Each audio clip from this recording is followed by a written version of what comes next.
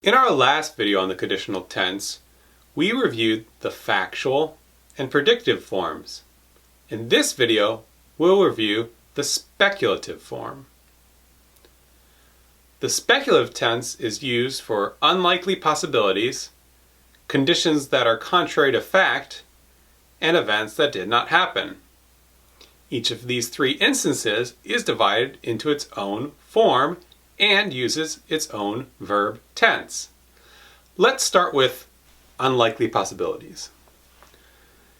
If I made $1 billion, then I would quit my job and do YouTube full time. In the if clause, we use the simple past.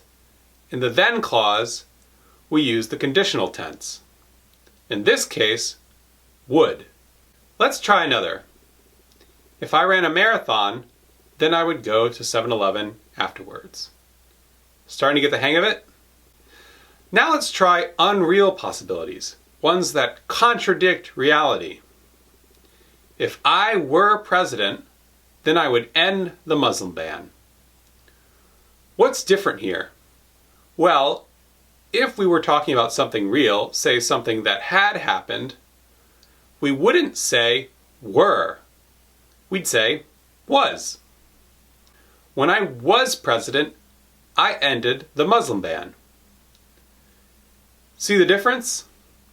But to show that that possibility is not real, we say were. That would be true no matter the number and person of our verb. Now let's look at our third type of speculative tense. This type is used for events that did not happen and those that were impossible in the past. In both cases, we use the past perfect tense. The what? The past perfect tense. The past perfect tense sounds complicated, but basically it tells us what happened before the simple past. Simple past, he ran. Past perfect, he had run. Let's try an example. If I had written the essay yesterday, then I would have gone out with my friends tonight. In this example, we use the past perfect in the if clause and the past conditional in the then clause. Subscribe to Colbert Classroom and be on the lookout for new videos.